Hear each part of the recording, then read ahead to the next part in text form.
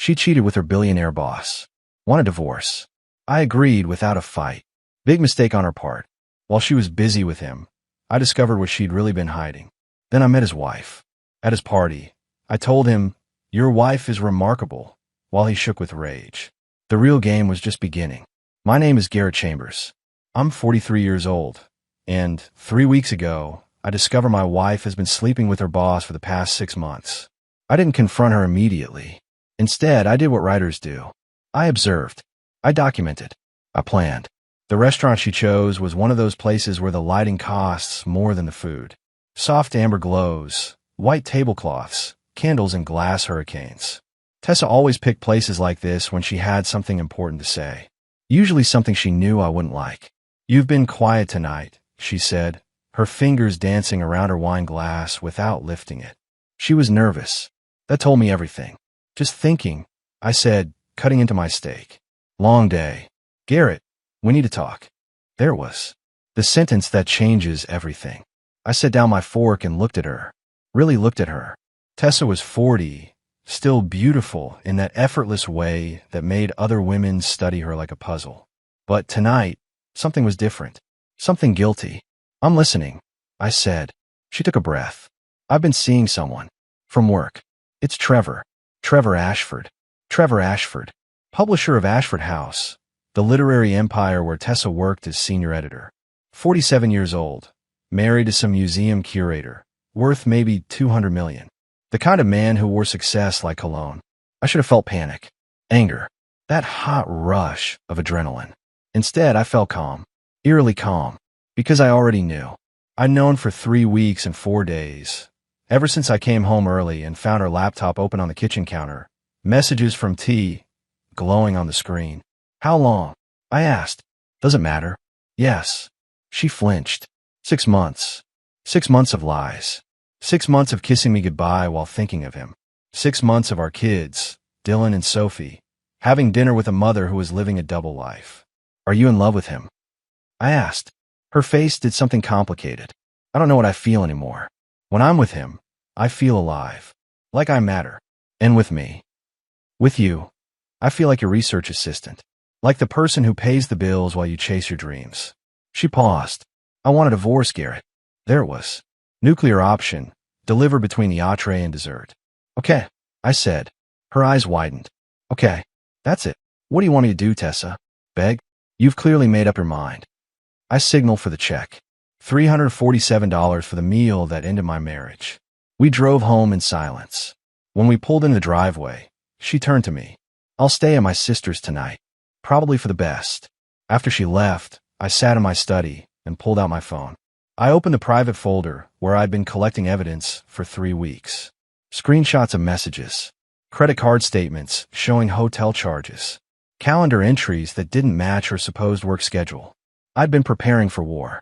I just hadn't known what kind. The law offices of Patterson and Associates occupied the 15th floor of a building in downtown Manhattan. My lawyer, David Patterson, had handled my contracts for years. When I called him the morning after Tessa's confession, he cleared his schedule immediately. "Garrett," he said, sliding a folder across his mahogany desk, "I've drawn up a preliminary assessment. Given that New York is an equitable distribution state and there's no prenup, this could get complicated." I opened the folder. Numbers swam across the page.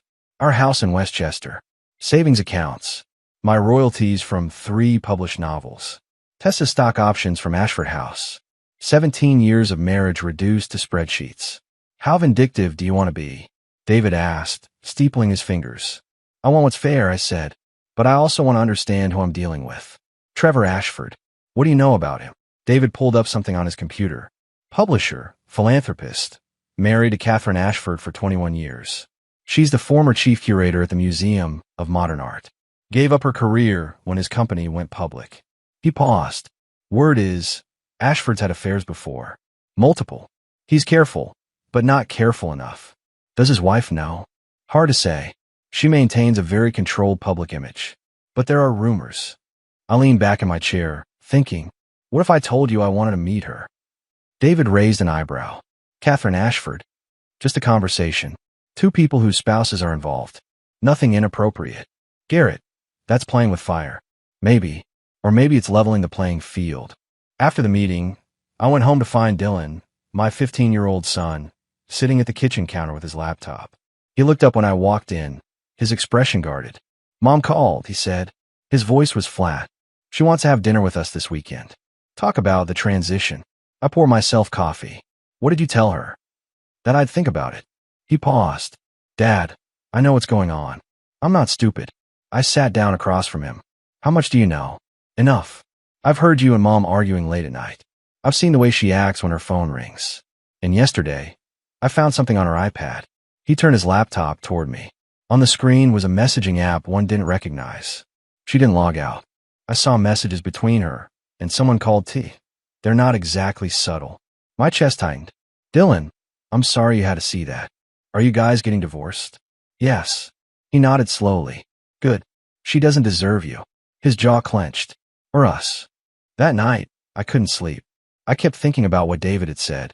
Catherine Ashford, former curator, gave up her career for her husband's success, living in the shadow of a man who collected affairs like other people collected art. I pulled out my phone and opened Instagram. It took me 3 searches to find her account.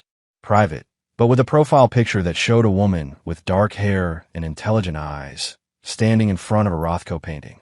Her bio read, "Former curator, current observer, always seeking beauty in unexpected places." I sent a follow request. Then I opened her public Facebook page. Recent posts about art exhibitions. A check-in at a gallery in Chelsea from 2 days ago. A shared article about the importance of preserving cultural institutions. A woman who'd lost herself in someone else's ambition. Just like I'd almost lost myself in Tessa's shadow. My phone buzzed. A notification. Catherine Ashford had accepted my follow request. I smiled. The game had begun. The Chelsea Art Gallery opening was one of those events where people pretended to understand modern art while networking and drinking expensive wine. I'd found it through Catherine Ashford's Instagram. She'd posted about an emerging artists exhibition opening Thursday night. I arrived at 7, dressed in dark jeans and a blazer. The gallery was all white walls and track lighting, filled with abstract paintings that probably meant something profound to someone. I took a glass of wine from a passing server and scanned the room.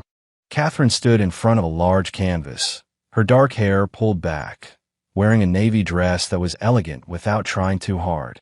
She was alone, studying the painting with the kind of focus that suggested she actually cared about the art, not the social performance. I walked over and stood beside her, looking at the painting. Layers of blue and gray, like storm clouds breaking over water. "What do you see?" I asked. She turned, slightly startled, then smiled. A real smile, not the practiced kind. "Honestly, I see someone try to capture the moment before everything falls apart. That tension right before the storm breaks. That's specific. I used to be a curator. Specificity was my job." She extended her hand. "Catherine Ashford." "Garrett Chambers." I shook her hand. Her grip was firm, confident. "I'm a writer. I follow you on Instagram. Your posts about art are actually insightful, not just the usual pretentious gallery talk." She laughed. "That's a low bar, but thank you." She gestured at the painting. "Are you here for the art or the networking?" "The art. I'm working on a novel about an artist, trying to understand how people see the world differently." It wasn't entirely a lie. I'd been researching art for a subplot. "What kind of novel?" "Literary fiction. About a man who realizes he's been living someone else's version of his life. He has to figure out who he actually is underneath all the expectations." Catherine's expression shifted. Something knowing and sad. "That sounds like a story worth telling." We spent the next hour walking through the gallery, discussing the pieces. Catherine had a way of explaining art that made it accessible without dumbing it down. She talked about negative space, about what artists chose not to show being as important as what they revealed. "I miss this," she said quietly, standing in front of a sculpture made of twisted metal. "Curating, building exhibitions, having conversations about meaning instead of just managing social calendars and charity galas." "Why did you stop?" "My husband's company went public. Suddenly, I needed to be a certain kind of wife. The kind who hosts dinners and sits on boards and makes them look good in magazines." She paused. "The kind who doesn't have her own career that might overshadow his." "That sounds lonely." She looked at me, really looked at me. "It is." My phone buzzed. A text from Tessa. We need to talk about the house. And the kids. Can you meet tomorrow? I silenced it. I'm sorry, I said to Catherine. Where were we? Talking about loneliness, she said. Though I think we were both being too polite to call it what it is. What is it? Surrender. We gave up pieces of ourselves to make other people comfortable, and now we're not sure how to get those pieces back. The honesty was startling. Beautiful, even.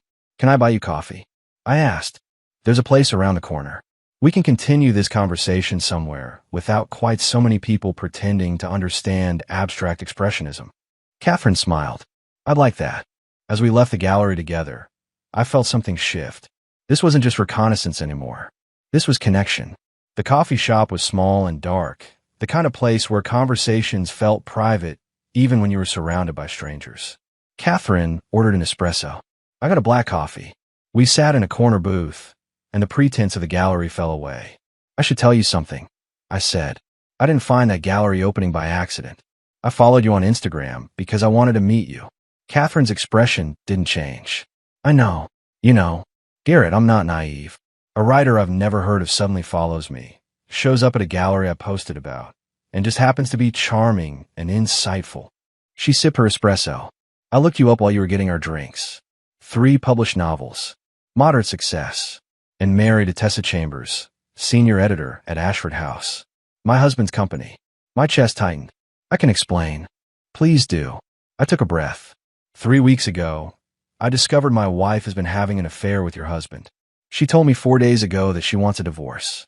I spent those 3 weeks trying to understand who I was dealing with, and that led me to you. Catherine set down her cup carefully. Her hands were steady, but I could see the tension in her jaw. How long has it been going on? 6 months, according to Tessa. 6 months.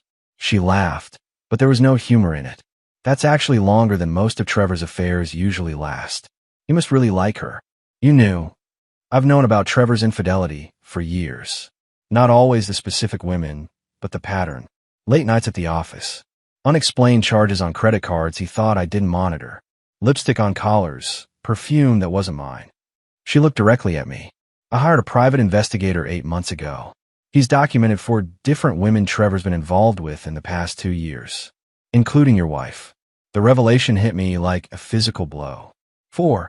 Trevor collects beautiful, ambitious women the way other men collect cars. He makes them feel special, powerful, like they're part of something bigger than themselves. And then he moves on when someone younger or more exciting comes along. Catherine's voice was clinical, detached. Tessa's just his current acquisition. Why did you stay? Because leaving meant admitting I'd wasted 21 years on a man who never saw me as anything more than a trophy.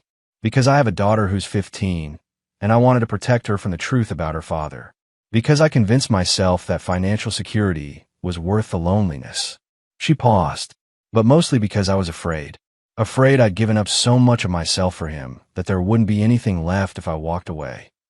I reached across the table and took her hand. She didn't pull away. Catherine, I came here tonight thinking I was going to use you. Get information about Trevor. Maybe make him uncomfortable by befriending his wife. Strategic revenge for what he and Tessa did to my family. And now I'm realizing you're not a strategy. You're a person who deserves better than what you've been given. She squeezed my hand. So are you, Garrett. We sat there in that small coffee shop, 2 people who'd been betrayed by the same 2 people, finding something unexpected in each other. Not love. Not yet. But understanding. Recognition. The knowledge that we weren't alone in this. I want to see him lose everything, Catherine said quietly. Not just his reputation or his money. I want Trevor to understand what it feels like to be erased by someone you trusted. Then let's help each other, I said. No more secrets. No more pretending. We build our cases together, support each other through the divorces, and make sure they both understand exactly what they've thrown away. Catherine nodded. Partners. Partners. We exchanged numbers. Real contact information, not just Instagram handles. As we left the coffee shop, Catherine turned to me. Thank you for being honest with me tonight, even about your initial intentions. Thank you for not walking away when you figured out who I was. Garrett, I stopped walking away from hard truths when I hired that private investigator. I'm done running. I watched her get into a car and drive away, and I felt something I hadn't felt in weeks. Hope. Dylan was waiting for me when I got home from meeting Catherine. He sat at the kitchen counter, his laptop open, looking like he had something to say. "Dad, we need to talk," he said. I poured myself water and sat across from him. "What's on your mind?" He turned his laptop toward me. On the screen was a folder labeled Evidence. Inside were dozens of audio files, each labeled with dates spanning the past 14 months. "What is this?" I asked. "Recordings of Mom on her phone calls, talking to Trevor, talking to her friends about Trevor, planning when they'd meet up." His voice was steady, but I could see the tension in his shoulders. "I started recording about a year ago. I knew something was wrong. The way she'd light up when her phone rang, the way she'd leave rooms to take calls, how she started dressing differently. So I set up an app on her iPad that records when certain keywords are mentioned." My stomach dropped. "Dylan, that's illegal?" "Maybe, but it's also proof. 47 hours of recordings. Mom talking about how Trevor makes her feel alive, how she's planning to leave you once she gets a better settlement, how she's been hiding money in a separate account for 3 years, getting ready. 3 years. She'd been planning this for 3 years. There's more," Dylan continued, his voice harder now. "I found bank statements. Mom's been transferring money from a joint account to a private one. Small amounts, a few hundred here and there, but it adds up.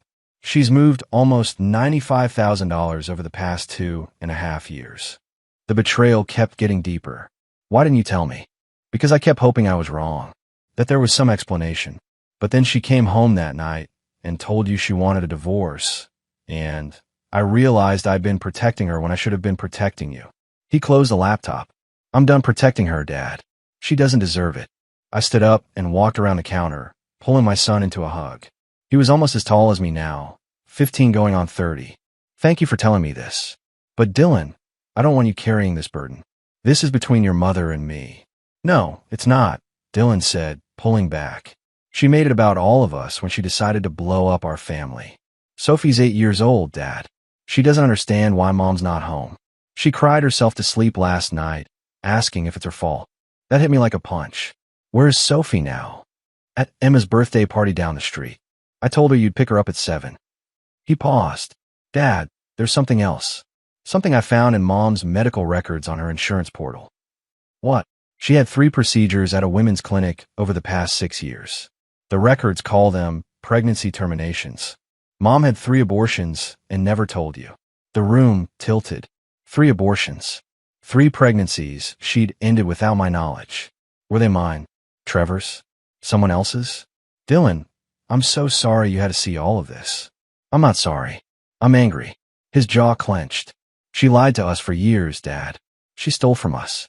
She ended pregnancies without telling you. She doesn't get to play victim now." My phone buzzed. A text from Tessa. "Can we talk about custody arrangements? I want the kids on weekends." I showed Dylan the message. "What do you think?" "I think she can go to hell," he said flatly. "I'm not spending weekends watching her play house with Trevor. Neither is Sophie. You know I can't keep you from her. The court will mandate visitation. I'm 15. Courts listen to teenagers about custody preferences. And Sophie won't go anywhere without me." He looked at me directly. "We're staying with you, Dad. Both of us. Mom made her choice. We're making ours." Later that evening, I called Catherine. She answered on the second ring. "Garrett." Her voice was warm. "I need to tell you something. My son has been recording Tessa's phone conversations for over a year. He has 47 hours of evidence, including discussions about her affair with Trevor, plans to maximize her divorce settlement, and proof that she's been hiding money." Silence. Then, "That's significant evidence. There's more. Medical records show she had 3 abortions during our marriage without my knowledge." Catherine's breath caught. "Garrett, I'm so sorry. The question is, what do we do with all this information? I don't want to weaponize my son's pain, but I also can't let Tessa and Trevor walk away from this without consequences. My private investigator has evidence of Trevor's affairs going back 5 years. Financial records showing he's been using company funds to pay for hotels, gifts, travel for his mistresses. That's embezzlement." Catherine paused. "If we coordinate our evidence, if we build cases together, we can make sure they both face real consequences. Not just a divorce court, potentially criminal charges for Trevor. You're talking about destroying his company. I'm talking about justice. Trevor's board of directors includes my father and 2 of his business partners. If they knew he was embezzling company funds for personal affairs, they'd remove him immediately. The shareholders would demand it. I thought about Dylan, about Sophie crying herself to sleep, about 3 years of systematic deception, about pregnancies ended in secret. Let's do it, I said. Let's show them both what consequences actually look like. Partners, Catherine said. Partners. The mediation session was scheduled for Tuesday morning. I sat across from Tessa and her lawyer, Patricia Winters, in a conference room that smelled like expensive furniture polish and broken dreams. Thank you for coming. The mediator, Susan Reynolds, began. Today we'll discuss initial custody arrangements and temporary financial support. Patricia opened a folder. My client is requesting primary physical custody of both children, with Mr. Chambers receiving standard visitation. Additionally, she's requesting temporary spousal support of $8,000 monthly and continued residence in the marital home. I didn't react. David Patterson, my attorney, had prepared me for this. Mr. Chambers? Susan asked. I'm requesting primary physical custody, I said, looking directly at Tessa. Both children have expressed their preference to live with me. Dylan is 15, old enough for his opinion to carry significant weight. Sophie is 8 and doesn't want to be separated from her brother. Tessa's face flushed. That's not fair, Garrett. You've been turning them against me. I haven't said a word against you to our children. But they're not blind. Tessa, they see what's happening. This is ridiculous, Patricia interjected. Mrs. Chambers has been the primary caregiver throughout the marriage. She's entitled to custody. Was she the primary caregiver? David asked mildly. Or was Mr. Chambers, who worked from home while Mrs. Chambers worked 60-hour weeks at the office? He slid a document across the table. School records showing Mr. Chambers attended 93% of parent-teacher conferences. Medical records showing he took the children to 87% of doctor appointments. Mrs. Chambers was building her career. Mr. Chambers was raising their children. Tessa's lawyer scanned the documents, her expression tightening. Furthermore, David continued, we have evidence that Mrs. Chambers has been systematically transferring marital funds to a private account without Mr. Chambers' knowledge. $95,000 over 2.5 years. We're prepared to file a motion for return of those funds plus penalties. The color drained from Tessa's face. How did you? It doesn't matter how we know, I said. What matters is that you've been planning this divorce for years while pretending everything was fine. You've been stealing from our family to fund your exit strategy. That money was for emergencies, Tessa said weakly. Was Trevor Ashford an emergency? David asked. Because we also have evidence that a significant portion of those funds were spent on gifts, travel, and accommodations related to your extramarital affair. Patricia held up a hand. We need a recess. I need to consult with my client. Take all the time you need, David said. In the hallway, David turned to me. That went well. Her attorney wasn't expecting us to have financial documentation. What happens now? They'll regroup. Probably try to negotiate a better settlement rather than have all of this come out in court. The hidden accounts, the affair, the systematic deception. None of it looks good for her. My phone buzzed. A text from Dylan. How's it going? I replied, good. She's rattled. Another text came through. This one from Catherine. Trevor just got a letter from his board requesting an emergency meeting. My father made sure they received copies of the expense reports showing company funds used for personal purposes. He's panicking. I smiled. The pieces were falling into place. 15 minutes later, we reconvened. Tessa looked like she'd been crying. Patricia's expression was tight. My client is willing to agree to joint physical custody, Patricia said. 50-50 split. She'll withdraw her request for spousal support in exchange for Mr. Chambers not pursuing the matter of the separate account. No, I said. Everyone looked at me. Garrett, David started. No. I repeated, looking at Tessa.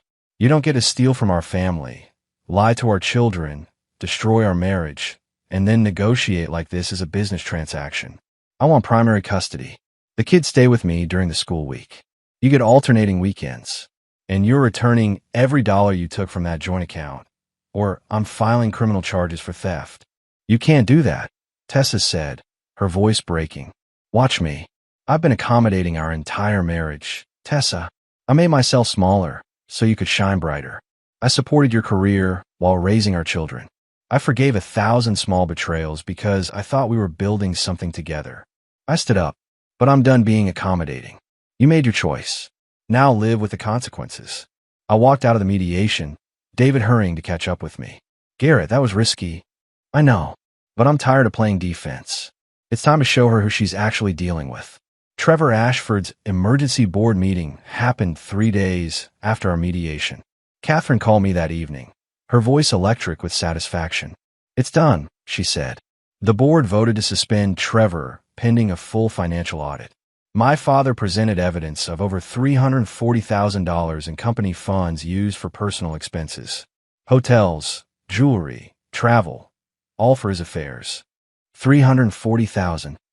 I whistled. That's more than I expected. Trevor's been doing this for years. He thought he was untouchable. Catherine paused.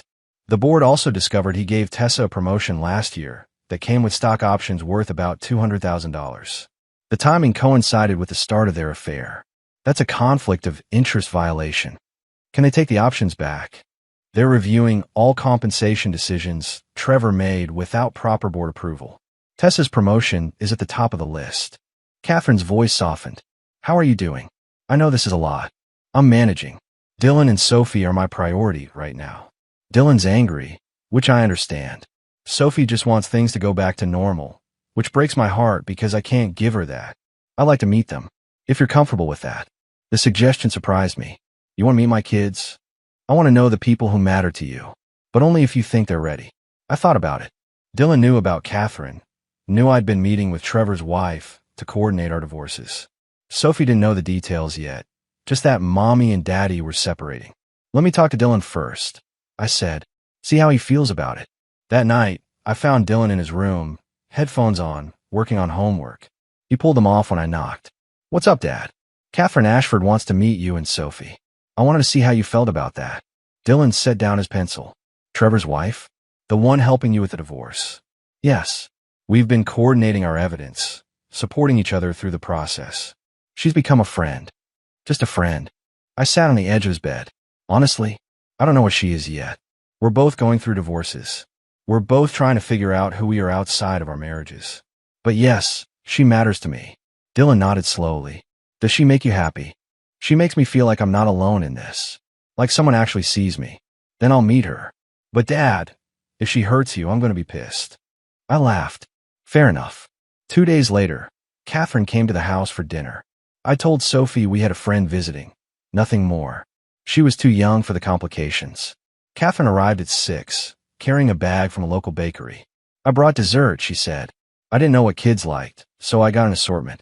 Dylan came down the stairs, sizing Catherine up with the intensity of a teenager protecting his father. She met his gaze directly. Dylan, she said, extending her hand. I've heard a lot about you. Your dad says you're the smart one. He talks about me. Dylan asked, shaking her hand. Constantly. About how you've been holding the family together. How you're mature beyond your years. How proud he is of you. Catherine smiled. Those are hard shoes to fill, but it sounds like you're managing. Dylan's defensive posture softened slightly. Thanks. Sophie bounded into the room, all energy and curiosity. Hi, I'm Sophie. Are you Dad's friend? I am, Catherine said, crouching down to Sophie's level. My name is Catherine. I brought cookies. Want to help me set them out? Yes. Sophie grabbed Catherine's hand and dragged her toward the kitchen. Dylan watched them go, then turned to me. She's not what I expected. What did you expect? I don't know. Someone more calculated. She seems genuine. She is. We had dinner together. Pasta, salad, nothing fancy. Catherine asked Sophie about school, listened to her talk about her friends and her art projects. She asked Dylan about his college plans, his interest in computer science. She was present, engaged, real. After Sophie went to bed, Dylan excused himself to do homework. Catherine and I sat in the living room, wine glasses in hand. Your kids are wonderful, she said. Dylan's protective of you. Sophie's full of light. You've done a good job with them. Thanks. They're navigating this better than I expected, though I know it's hard on them. Catherine set down her glass. Garrett, I need to tell you something. Trevor's lawyer contacted mine today. He wants to fast-track the divorce. He's offering me a settlement. $60 million, the house in the Hamptons, full custody of our daughter when she's not at school. All I have to do is sign an NDA about his affairs and agree not to cooperate with any investigations into company finances. That's a lot of money. It's hush money. He's trying to protect himself from criminal charges and public humiliation. She looked at me. I'm not taking it. Why not? Because $60 million doesn't give me back the 21 years I spent being invisible. It doesn't undo the humiliation or the loneliness or the sense that I gave up everything I love for a man who never valued me. Catherine's voice was firm. I want justice, Garrett. Real justice. I want Trevor to face consequences. And I want Tessa to understand that destroying families has a cost. I reached over and took her hand. Then let's make sure they both pay it. The literary gala was one of those events where New York's publishing elite gathered to celebrate themselves. Ashford House was hosting, launching 3 major books simultaneously. Trevor would be there. Tessa would be there. And Catherine had 2 invitations. Are you sure about this? I asked Catherine as we stood outside the venue, a converted warehouse in Soho with industrial lighting and exposed brick. She looked stunning in a red dress that Trevor had always hated, had told her was too bold, too attention-seeking. Tonight, she wore it like armor. I'm sure, Catherine said, taking my arm. Trevor needs to see that I'm not hiding, that I'm not ashamed, that I've moved on. Inside, the party was already in full swing. Writers, agents, editors, all mingling with champagne glasses and calculated conversation. I spotted Tessa across the room, standing next to Trevor, wearing the emerald dress she knew made her eyes look striking. She saw me at the same moment I saw her. Her face went white. Trevor followed her gaze. When he saw Catherine on my arm, his expression shifted from surprise to fury. He started walking toward us, Tessa trailing behind. Catherine, Trevor said, his voice tight with barely controlled anger. What are you doing here? Attending a literary event, Catherine said smoothly. I was invited. You remember Garrett Chambers, don't you? Award-winning novelist. I've been consulting with him on a project. Trevor's eyes narrowed. He looked at me like he was trying to place me. Chambers. That name sounds familiar. It should, I said. My wife works for you. Tessa Chambers, senior editor. The recognition hit Trevor's face. Then the calculation. He looked between Catherine and me, putting the pieces together. You too, Trevor started. Our friends, Catherine finished. We met in an art gallery. Discovered we had common interests. Shared experiences. She smiled sweetly. Garrett's been teaching me about the publishing world. I'm thinking of getting back into curation. Perhaps opening my own gallery. Tessa stepped forward, her voice low and urgent. Garrett, can we talk privately? I don't think we have anything to discuss that Catherine and Trevor can't hear. I said. Please, Tessa said, and I heard desperation in her voice. Fine. 5 minutes. I turned to Catherine. I'll be right back. Tessa led me to a quiet corner. What are you doing? With her. Having a conversation. Building a friendship. What does it look like? It looks like you're trying to get revenge by cozying up to Trevor's wife. Revenge. I laughed. Tessa, I don't need revenge. You and Trevor are destroying yourselves just fine without my help. I'm just making sure I have a front row seat. The board suspended Trevor today. They're investigating his finances. Catherine's father is leading the charge. I know. Catherine told me. Tessa's face flushed. You're working together, coordinating against us. We're supporting each other through our divorces. There's a difference. I leaned closer. But here's what you need to understand. You don't get to blow up my life, steal from our family, lie to our children, and then dictate who I spend time with. I'm done being the accommodating husband. This is who I am now. Garrett, please. Save it. I need to get back to Catherine. We have a party to enjoy. I walked away, leaving Tessa standing there looking lost. When I reached Catherine, she was talking to an art dealer, discussing a potential exhibition space. She looked alive, engaged, nothing like the invisible wife she'd been. Trevor approached us again, this time alone. His face was red, his hands clenched at his sides. Stay away from my wife, he said to me, his voice low and threatening. Your wife. Catherine interjected. Trevor, we're getting divorced. Or did you forget that part when you were too busy sleeping with your employees? Catherine, this isn't the place. No, it's the perfect place. All your colleagues, your business partners, watching you realize that you've lost control. She stepped closer to him. I know about the embezzlement, Trevor. I know about all of it. And soon, everyone else will too. Trevor's face went from red to pale. You're bluffing. Am I? Catherine turned to me, smiling. Garrett, didn't you say you want to get some air? This party's getting a bit stifling. Absolutely, I said, offering her my arm.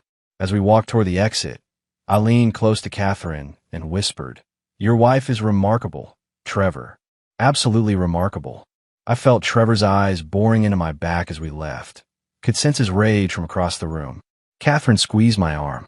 That felt good, she said. It looked good too. Outside, Catherine turned to me, her eyes bright. Thank you for coming tonight. For standing with me. Thank you for inviting me. For letting me be part of your revolution. She kissed my cheek. This is just the beginning, Garrett. Wait until they see what comes next. Trevor Ashford's fall happened faster than anyone expected.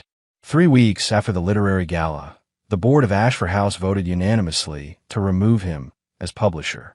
The financial audit revealed systematic misuse of company funds totaling over $400,000 spanning 5 years. Criminal charges were filed. Catherine called me the day the news broke. It's over, she said. Trevor's out. The company's installing an interim publisher while they search for permanent replacement. How do you feel? Vindicated. Exhausted. Free. She paused. Garrett, there's more. Tessa was fired this morning. The board reviewed her promotion and determined it violated company policy. They're revoking her stock options and demanding she return the bonus she received. I thought about Tessa, about the woman who'd traded our marriage for power and status, now losing both. I should feel something. Satisfaction, maybe, but I just feel empty. That's because you're a good person. You don't take pleasure in others' pain, even when they deserve it. The divorce was finalized 2 weeks later. I got primary custody of Dylan and Sophie. Tessa got alternating weekends. The hidden money was returned, plus penalties. The house would be sold, proceeds split evenly. My royalties remain mine. Her stock options, now worthless, were hers. Dylan took the news calmly. Sophie cried but recovered quickly. Kids are resilient in ways adults forget. Catherine's divorce moved slower. Trevor contested everything, hired expensive lawyers, tried to drag it out. But the evidence was overwhelming. The affairs, the embezzlement, the systematic deception. In the end, he settled. Catherine got $80 million, the Hamptons house, and full custody of their daughter. What will you do now? I asked her over dinner at her place, 3 months after Trevor's firing. I'm opening a gallery, Catherine said, her eyes bright. Contemporary art, emerging artists. I've already found a space in Chelsea. I start renovations next month. That's incredible. What about you? Any new projects? I'm writing again. Actually writing, not just going through the motions. A novel about second chances and finding yourself after everything falls apart. Catherine smiled. Art imitating life? Something like that. She reached across the table and took my hand. Garrett, I want to be clear about something. I care about you. These past months, you've been more than a partner in revenge. You've been a friend, someone who sees me. I care about you too, Catherine, more than I expected to. But we're both still healing, still figuring out who we are outside of our marriages. I don't want to rush into something and mess it up. I agree completely. So let's take our time. Build something real instead of something reactionary. I'd like that. 6 months later, Catherine's gallery opened to critical acclaim. I was there, along with Dylan and Sophie. We stood in front of a painting, a landscape of storm clouds breaking over water, and Catherine explained the artist's vision. Sophie tugged my sleeve. Dad, is Catherine your girlfriend? I looked at Catherine, who was smiling. She's someone very important to me. Is that okay with you? Sophie nodded. I like her. She's nice, and she makes you smile. Dylan rolled his eyes but grinned. Just don't get weird about it, Dad. That night, as I drove home with my kids, I thought about Tessa. She'd taken a job at a smaller publishing house, struggling to rebuild her reputation. Trevor was facing trial for embezzlement. Both of them had gotten exactly what they'd earned. But I wasn't thinking about them anymore. I was thinking about Catherine, about the life we were building slowly, carefully, about Dylan and Sophie, resilient and strong, about the novel I was writing, the best work I'd ever done. Tessa had wanted me to feel small. Instead, I'd learned to take up space. She'd wanted me to break. Instead, I'd rebuilt myself into something stronger. That was the real victory. One year after Tessa asked for a divorce, I stood in Catherine's gallery at the opening of her second major exhibition. The space was crowded with collectors, critics, and art enthusiasts. Catherine moved through the room with confidence, explaining pieces, introducing artists, being exactly who she was meant to be. Dylan was talking to one of the artists, asking intelligent questions about technique. At 16, he developed an interest in digital art, was applying to colleges with strong computer graphics programs. He'd forgiven Tessa, eventually, but he lived with me full-time now. His choice, Sophie, now 9, was sketching in a corner, capturing the gallery scene in her notebook. She'd started art classes, discovered she had talent.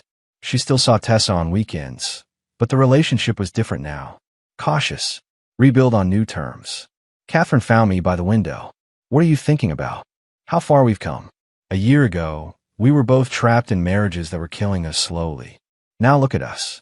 You publish a novel that got starred reviews. I have a successful gallery. Our kids are thriving. She smiled. We did pretty well for two people who were supposedly too damaged to start over. What happened to Trevor? I asked. I hadn't followed the news in months. Convicted on 3 counts of embezzlement. Sentenced to 18 months in federal prison. He starts next month. Catherine's voice was matter of fact. Tessa testified against him, trying to distance herself from the whole thing. Did it work? Not really. Her reputation in publishing is ruined. Last I heard, she was working as a freelance editor, barely making ends meet. I should have felt satisfaction. Instead, I just felt tired. I don't want to talk about them anymore. They're not part of our story. No, they're not. Catherine took my hand. Garrett, I want to ask you something. My daughter is coming home from boarding school for the summer. I'd like her to meet you. Officially. As someone important in my life. I'd like that. Dylan and Sophie could meet her too. Maybe we could all have dinner together. A blended family dinner. That's terrifying. Everything worth doing is terrifying. Catherine laughed. When did you become so wise? Around the time I stopped letting other people define my worth. As the evening wound down, Catherine and I stood on the gallery steps, watching people leave. The night was warm, the city alive around us. Thank you, Catherine said. For what? For seeing me when I was invisible. For standing with me when I decided to fight back. For being patient while I figured out who I was again. Thank you for the same things. She kissed me, soft and real. Not desperate or reactionary. Just honest. I love you, Garrett Chambers. I'm not sure when it happened, but I do. I love you too, Catherine Ashford. We stood there, two people who'd been destroyed and rebuilt themselves, who'd found each other in the wreckage and built something beautiful from the broken pieces. Dylan and Sophie came out of the gallery, ready to go home. Catherine's assistant was locking up behind them. Ready? I asked my kids. Yeah, Dylan said. But can Catherine come to dinner tomorrow? I want to show her the animation project I've been working on. I'd love to, Catherine said. As we walked to our cars, Sophie slipped her hand into Catherine's. Will you teach me about art? Like you teach other people. Absolutely. We'll start this weekend if you want. I watched them together, my daughter and this woman I loved, and felt something I hadn't felt in years. Complete peace. Tessa had destroyed our marriage, trying to find herself in someone else's power. But I'd found myself in the aftermath. Found strength, purpose, love. The best revenge wasn't destroying her. It was building something better than what we'd had. And I had.